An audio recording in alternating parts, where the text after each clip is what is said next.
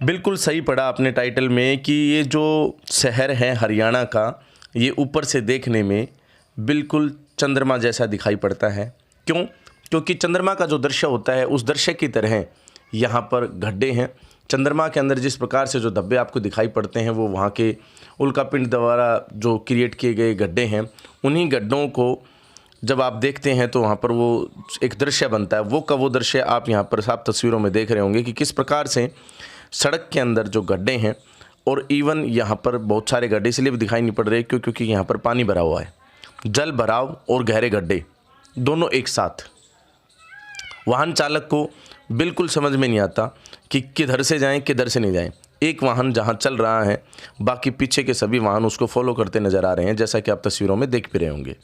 इससे अगर अगले वाहन चालक का नुकसान होता है, अगले वाहन का नुकसान होता है, अगर वो गाड़ी नीचे टिक जाती है तो अंदाज़ा लगाइए कि पिछली गाड़ियाँ उसको फॉलो करते हुए जाएंगी तो वो गाड़ियाँ भी अवश्य टिकेंगी ही।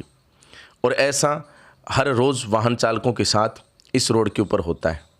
ये बात जो मैंने अभी अभी बोली आप अनेकों बार इस दृश्य के अंदर देख सकते हैं, इसमें भी और अगले दृश्यों में भी, कि एक गाड़ी चल रही है तो उसके पीछे सारी गाड़ियाँ चल रही हैं। क्यों? क्योंकि गहरे गड्ढे पानी के नीचे दिखाई नहीं पड़ते, अंदाज़ा है नहीं, इस वजह से अगली गाड़ी जहाँ चल रही है पिछली गाड़ी उसके जस्ट पीछे चलती हुई नज़र आती है।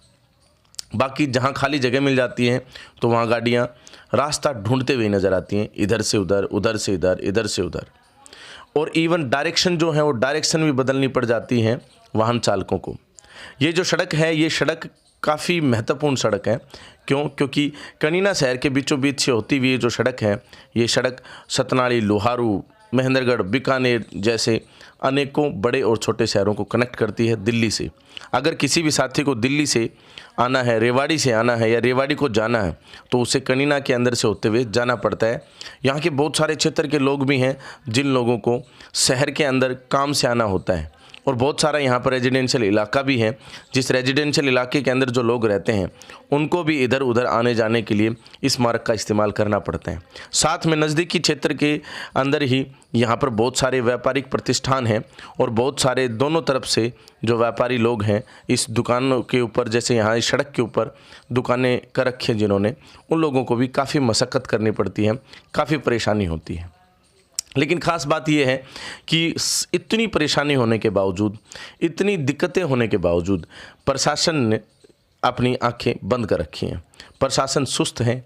पीडब्ल्यूडी डिपार्टमेंट, बी&आर जो है, जिसकी एक अपनी एक नैतिक जिम्मेदारी है, और नैतिक जिम्मेदारी क्या कहें, उसकी अपनी एक जिम्मेदारी है कि वो इस प्रकार की सड़कें ना रखें अपने शहर के अंदर। शहर के अंदर की जो सड़कें हैं या बाहर की जो सड़कें हैं उनको अच्छे से स्थापित करके रखें, उनका रिपेयरिंग करके रखें, वो सड़कें अच्छी और साफ़ सुथरी हों, गड्ढे ना हों, जल भराव ना हो, इन चीज़ों का ध्यान रखें।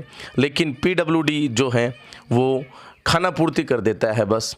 हाल फिलहाल 2 दिन पहले यहाँ पर रोड़े डाले गए, और वो रोड़े क्या कहें, वो रोड़े भी नहीं थे, वो खोरिए थे, और वो कुछ समय पश्चात ही जैसे वाहन उनके ऊपर से गए तो वापस पानी में समा गए, और अब लोकल भाषा में अगर बात करें तो 11 का काम करते हैं, यानी कीचड़ का काम करते हैं वो।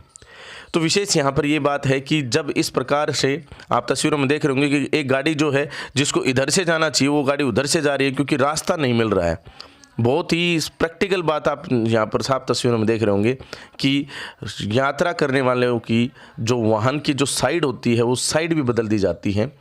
इसलिए बदल दी जाती है क्योंकि रोड जो है इस तरीके से ख़राब है कि समझ में नहीं आता कि सड़क में गड्ढे हैं, गड्ढों में सड़क। ड्रोन से लिए गए इन दृश्यों के अंदर आप साफ देख रहे हैं किस प्रकार से यहाँ पर जल भराव है, किस प्रकार से वाहन चालकों को यहाँ पर परेशानी होती है। हादसों का अंदेशा हमेशा बना रहता है। गाड़ियाँ यहाँ पर ख़राब भी होती हैं, गाड़ियाँ यहाँ पर नीचे भी टिकती हैं, और गाड़ियाँ यहाँ पर बीचों बीच सड़क पर ख़राब हो जाती हैं। हादसे हर रोज़ होते हैं, कभी बाइक सवार गिरते हैं तो कभी गाड़ी ख़राब होती है, तो कभी किसी ट्रैक्टर से गिरकर माल का नुकसान हो जाता है। क्षेत्रवासी जो भी हैं यहाँ पर जब हम उनसे बातचीत करने के लिए गए तो सामने तो बहुत ही कम लोग आने को तैयार थे, लेकिन उन्होंने बताया कि यहाँ पर जिस प्रकार से ये जो चल रहा है, इस प्रकार से अगर हम देखें तो बीजेपी जो सरकार है, जो हरियाणा सरकार है, वो जो ये नारा देती है कि सबका साथ, सबका विकास और सबका विश्वास, वो इस नारे में फेल होती नज़र आ रही है ज़िला महेंद्रगढ़ के लिए, और ख़ास तौर पर महेंद्रगढ़, नांगल सिरोही, कनीना, इन सभी जगहों के लिए। क्यों? क्योंकि यहाँ पर सड़कों की हालत बद से बदतर है, और बात करें विकास की, तो विकास के कई अन्य चर्चाओं में, कई पहलुओं में आपने देखा होगा कि महेंद्रगढ़ किस प्रकार से पीछे हैं।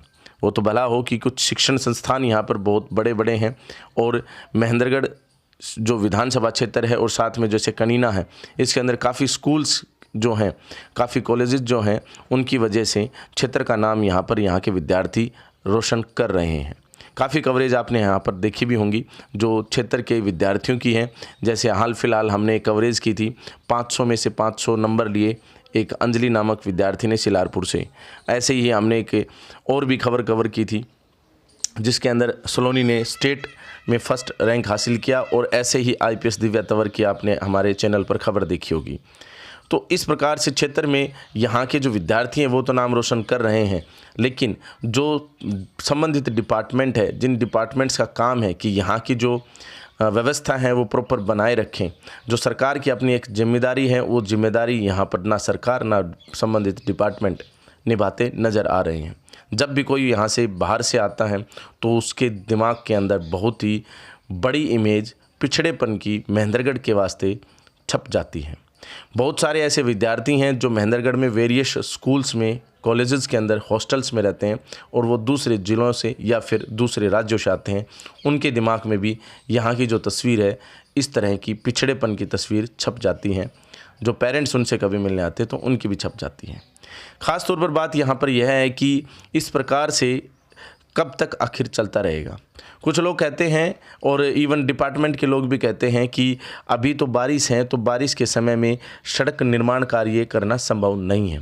हम इस बात को 100% एग्री करते हैं कि सड़क निर्माण कार्य जो है बारिश के मौसम के अंदर नहीं किया जा सकता, लेकिन पिछली बारिश में भी इसकी हालत ऐसी ही थी। तो उस समय संज्ञान में जब मामला आ गया था, तो आप ये समझ सकते हैं कि पूरा जो साल बीच में निकला है, इस पूरे साल के बीच के अंदर बहुत अच्छे तरीके से इन सड़कों का पुनर्निर्माण किया जा सकता था और रिपेयरिंग की जा सकती थी, लेकिन ये नहीं हुआ। क्यों? क्योंकि PWD डिपार्टमेंट और साथ में सरकार ने इस बात पर फोकस नहीं किया कि आने वाले समय में एक बार फिर से बारिश आएगी और फिर यहाँ पर जो है इस तरह की दिक्कतें होंगी।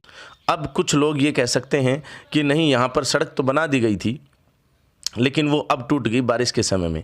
तो इसका मतलब ये हुआ कि गुणवत्ता पर सवाल उठते हैं कि सड़क का निर्माण कार्य कुछ इस प्रकार से नहीं किया गया कि वो एक बारिश भी झेल पाए, एक बारिश के मौसम को भी झेल पाए।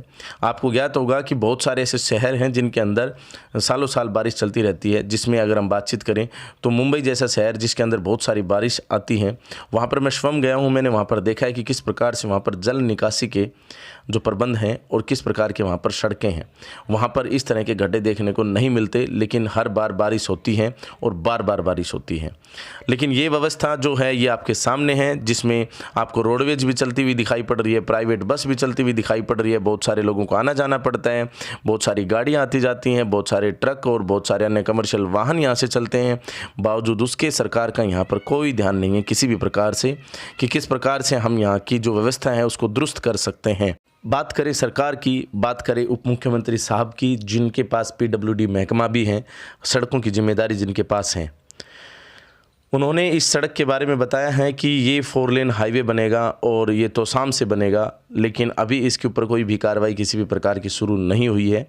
ये सिर्फ एक घोषणा मात्र है और पता नहीं ये कब बनेगा, क्योंकि इसी प्रकार से एक हाईवे जो कई सालों से बनता आ रहा है महेंद्रगढ़ ज़िले के अंदर। जैसे आप नारनौल से दादरी जाते हैं तो पूरे महेंद्रगढ़ ज़िले को जो सबसे ज़्यादा प्रभावित करता है और उसमें महेंद्रगढ़ विधानसभा क्षेत्र को तो पूर्ण रूप से प्रभावित करता है, तो वहाँ पर सड़क का निर्माण कार्य अभी नहीं हुआ है। पूरा कनीना, पूरा क्षेत्र इस रास्ते का, जिस रास्ते को मैंने अभी आपको ड्रोन के माध्यम से दिखाया है, इसका इस्तेमाल करता है। आप क्या सोचते हैं कि किस प्रकार से सरकार को इसका ध्यान रखना चाहिए, किस प्रकार से यहाँ पर PWD को काम करना चाहिए, किस प्रकार से यहाँ पर क्षेत्रवासियों को आवाज़ उठानी चाहिए, ये कमेंट बॉक्स में कमेंट करके अवश्य बताएं। वीडियो को ज़्यादा से ज़्यादा शेयर अवश्य कर दें ताकि ज़्यादा से ज़्यादा लोगों के पास पहुंच सके, लोग जागरूक हो सकें और संबंधित डिपार्टमेंट तक भी, सरकार के पास तक भी ये खबर पहुंच सके। और यहाँ जो हमारा जो क्षेत्र जो इतना बड़ा दिखाई पड़ रहा है आपको तस्वीरों में साफ, इस क्षेत्र को फ़ायदा मिल सके, यहाँ सड़क का पुनर्निर्माण हो सके, रिपेयरिंग हो सके या फिर पुनर्निर्माण होकर नई सड़क बन सके। ये जो पूरा इलाका है, पूरा जो क्षेत्र है, ये पूरा क्षेत्र हरियाणा सरकार से और पीडब्ल्यूडी से हमारे चैनल के माध्यम से हम स्वयं इस क्षेत्र के लिए एक रिक्वेस्ट करते हैं पीडब्ल्यूडी डिपार्टमेंट और सरकार से कि जल्द से जल्द इस मार्ग को दुरुस्त किया जाए। आप क्या सोचते हैं कमेंट करके अवश्य बताएं। वीडियो को ज़्यादा से ज़्यादा शेयर अवश्य कर दें, लाइक करके हमारा हौसला अवश्य बढ़ाएं।